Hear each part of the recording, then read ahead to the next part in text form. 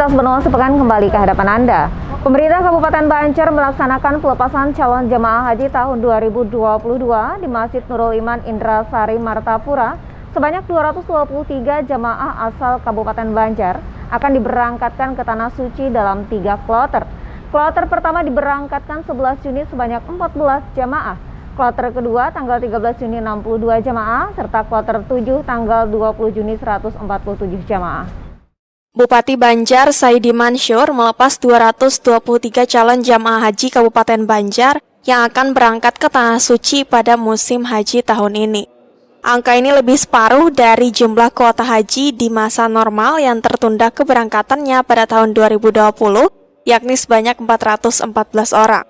Calon jamaah haji Kabupaten Banjar ini sebelumnya sudah menjalani 6 kali manasik haji, dengan rincian 2 kali dilakukan secara massal dan 4 kali di tingkat kecamatan. Bupati Banjar Saidi Mansur menyampaikan rasa syukur atas terlaksananya ibadah haji pada tahun ini, sebab adanya pandemi COVID-19 selama 2 tahun belakangan mengakibatkan tertundanya keberangkatan calon jamaah haji. Tahun ini Kabupaten Banjar memberangkatkan sebanyak 223. Walaupun memang menurut informasi sebelumnya 414 yang mendaftar, ternyata karena memang ada pembatasan verifikasi oleh pemerintah dan juga aturan pemerintah Saudi, akhirnya 223. Alhamdulillah pada hari ini mereka insya Allah siap, karena juga tadi disampaikan oleh Kepala Kemenak, dalam kurun waktu yang tertunda ini mereka banyak melakukan manasik, menambah pengetahuan tentang rukun-rukun yang akan dilaksanakan nanti di Arab Saudi, yaitu tata tertib rukun haji. Kepala Kementerian Agama Kabupaten Banjar Najwan Nur mengatakan 223 calon jamaah haji tersebut terbagi menjadi 3 kloter, yakni kloter pertama 11 Juni sebanyak 14 jamaah, kloter 2 tanggal 13 Juni sebanyak 62 jamaah, serta kloter 3 tanggal 20 Juni sebanyak 147 jamaah. Untuk Banjar ini ada 223 jamaah, itu akan diberangkatkan dalam 3 kloter. Ada di kloter 1 14 orang, di kloter 2 ada 64 orang, terakhir nanti di kloter 7 ada 140 orang. Jadi diberangkatkan dalam 3 kloter. Memang semua daerah juga tidak ada mungkin kloter yang penuh karena jumlah yang terbatas tadi. Dan kita ketahui bahwa pemberangkatan pesawat kita akan memberangkatkan untuk setiap penerbangan itu 360 orang. Jadi lebih besar Pak, ketimbang yang biasa itu 325. Tahun ini 360. Nah, dengan jumlah petugas juga beda. Kalau biasa itu petugasnya 5, ketua kloter, pemimpin ibadah, dokter dan paramedis 2. Tahun ini hanya 4. Petugas kloter, pemimpin ibadah, dokter dan 1 paramedis. Jadi beda. Dalam pelepasan tersebut, Bupati dan Wakil Bupati Banjar menyerahkan bingkisan kepada calon jemaah haji tertua Syahran Muhri Sidik, usia 64 tahun, dari Desa Pematang Baru, Kecamatan Martapura Timur, dan calon jamaah haji termuda Sauda Asnawi Anang, 20 tahun, dari Desa Astambul. Ahmad Ramadhani, Banjar TV.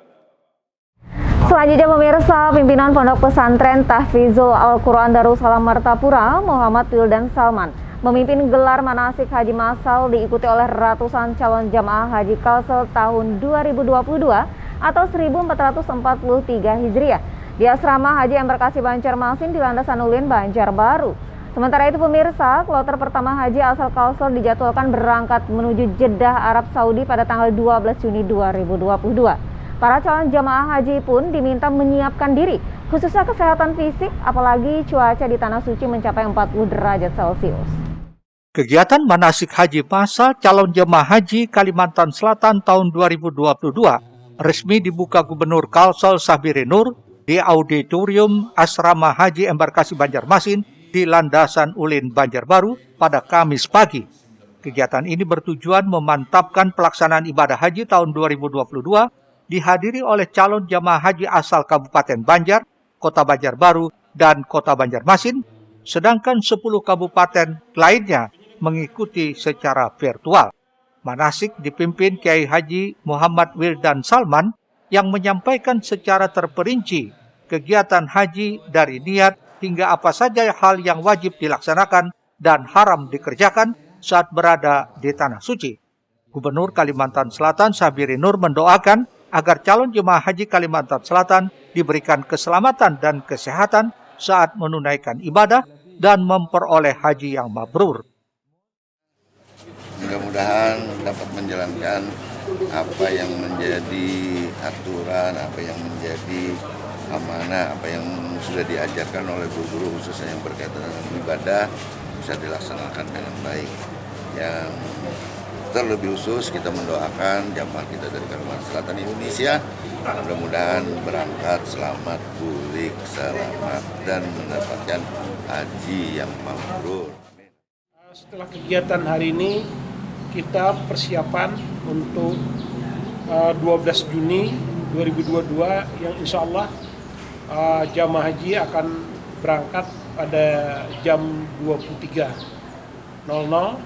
waktu Indonesia Tengah. Mudah-mudahan ini tidak ada perubahan dari General Manager Garuda Indonesia. Untuk kloter pertama dari daerah mana, Pak? Nah, untuk kloter pertama, kalau tidak keliru Pak Rusbandi, 1 Tabalong, kemudian Balangan, Kabupaten Banjar. Dijadwalkan pada 11 Juni, kloter 1 akan masuk asrama haji dan yang diberangkatkan adalah calon jemaah haji asal Kabupaten Tabalong, Balangan, dan Banjar sebanyak 356 orang bersama 4 orang petugas kloter, yakni 1 orang ketua kloter, 1 orang pembimbing ibadah, dan 2 orang petugas kesehatan. Ahmad Ramadhani, Banjar TV.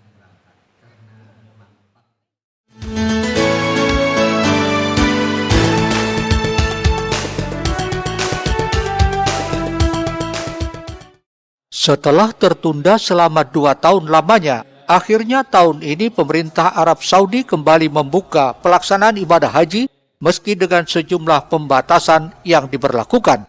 Para calon jemaah haji pun mengaku tak sabar lagi untuk berangkat ke Tanah Suci Mekah. Selain berbekal manasik haji, para jamaah dihimbau menjaga kesehatan dengan memperbanyak minum air putih, istirahat yang cukup, menjaga pola makan, menghindari langsung paparan sinar matahari saat terik, dan berdoa kepada Allah Subhanahu wa Ta'ala. Kami maksudnya di Kota Banjarbaru, kami diadakan manasik haji sepanjang tahun. Jadi walaupun ada tertunda, kami calon jemaah dari Kota Banjarbaru khususnya selalu diadakan manasik haji dan juga termasuk dari Kemenak Provinsi Kalimantan Selatan. Senang, lega. Berapa lama menunggu, Bu? 12 tahun. 12 tahun. Dari tahun berapa, Bu? Nah, 2010. Ya sehat, istirahat gitu. Ya, sesuai dengan apa yang kami diberikan oleh tim dokter, tim kesehatan, bahwa kami telah menyiapkan obat-obatan secara pribadi, kemudian juga alas kaki, termasuk juga alat semprot air yang bisa nantinya kami pergunakan setiap saat. Untuk tahun 2022 ini, embarkasi Banjarmasin akan memberangkatkan 1.743 jamaah haji Kalimantan Selatan, ditambah 744 jamaah haji asal Kalimantan Tengah yang terbagi dalam 7 kelompok terbang atau kloter. Ahmad Ramadhani, Banjar TV. Pemirsa, Dinas Perkebunan dan Peternakan Provinsi Kalsel memastikan ketersediaan hewan kurban di daerah ini mencukupi di Hari Raya Idul Adha 1443 Hijriah. Meski masih ada kekurangan di beberapa kabupaten, namun pasokan sapi dari luar daerah terus berdatangan. Sehubungan itu pula pemirsa, dengan mewabahnya penyakit mulut dan kuku, maka sesuai peraturan, hewan ternak menjalani karantina 14 hari di daerah asal. Dan setelah tiba di Kalsel, hewan dan kandang dilakukan disinfeksi terlebih dahulu. Sejauh ini pemirsa, Kalsel dinyatakan bebas atau aman dari penyakit mulut dan kuku. Dinas Perkebunan dan Peternakan Provinsi Kalimantan Selatan memprediksi kebutuhan hewan ternak di daerah ini berkisar 12.566 ekor. Ketersediaan hewan untuk kurban ini pun terus dipantau setiap minggunya. Berdasarkan data per 3 Juni 2022, masih terdapat kekurangan sebanyak 2.000 ekor. Untungnya daerah yang bebas penyakit mulut dan kuku seperti Sulawesi dan Nusa Tenggara Timur masih bisa memasok hewan kurban ke Kalimantan Selatan.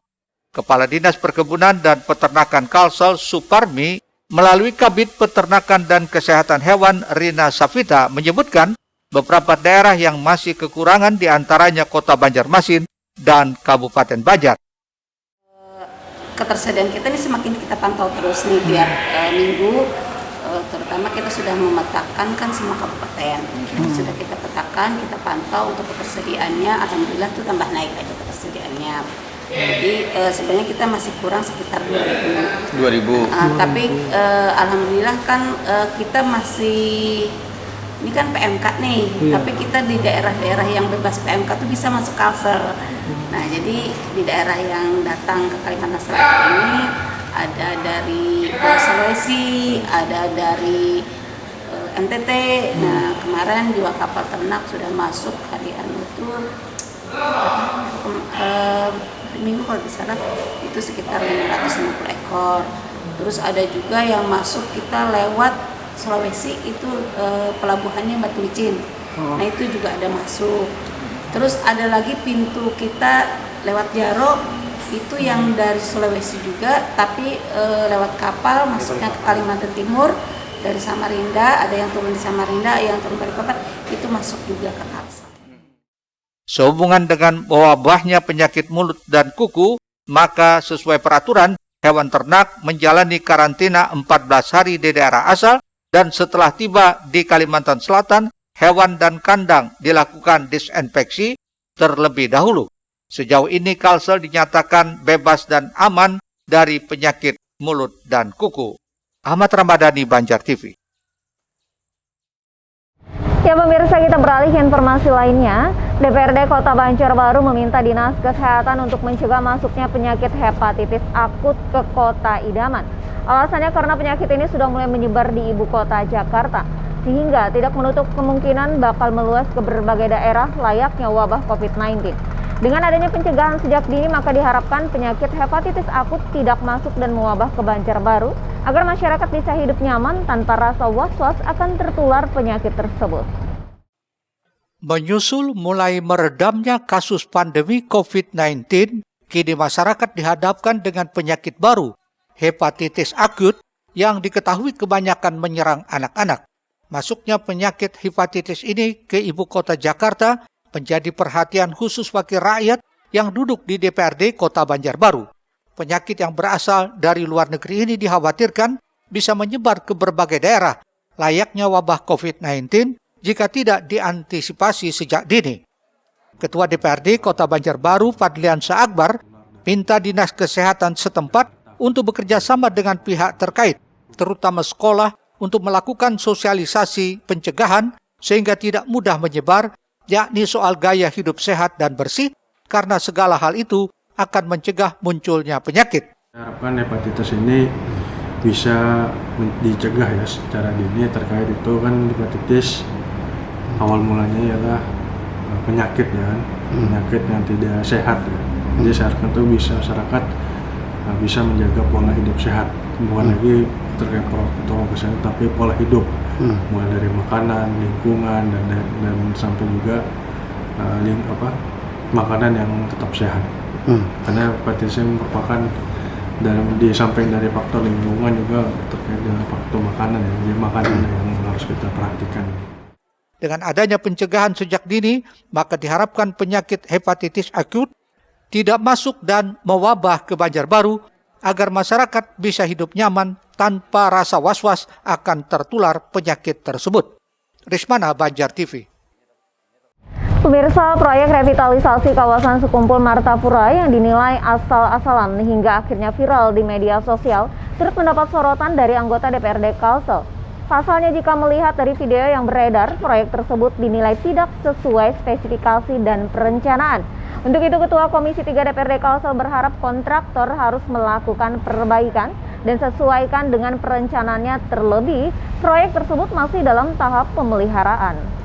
Proyek revitalisasi pedestrian Sekumpul Martapura yang sebelumnya sempat diviralkan oleh Ketua LSM masyarakat mempedulikan fungsi sungai Anang Rosadi Adenansi dalam bentuk video mendapat sorotan Ketua Komisi 3 DPRD Kalsel Hasanuddin Murad. Mantan Bupati Batola 2 periode ini menyebut jika melihat dari video yang beredar, diakui banyak pekerjaan yang tidak sesuai, terutama di bagian guiding block bagi pejalan kaki disabilitas yang sudah mulai terkelupas dan bagian trotoar yang retak-retak. Hal itu menunjukkan proyek tersebut terkesan tidak pas dan tidak sesuai spesifikasi dan perencanaan. Untuk itu sebagai wakil rakyat berharap jika proyek tersebut tidak sesuai perencanaan, maka kontraktor harus melakukan perbaikan dan disesuaikan dengan perencanaannya, terlebih proyek tersebut masih dalam tahap pemeliharaan. Menurut saya dari rekaman yang ada kurang pas gitu. Apa seperti itu gitu speknya. Tapi menurut saya juga nggak ini. Apalagi kalau kita ngelihat untuk mereka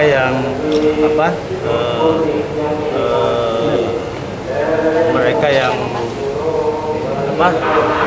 adanya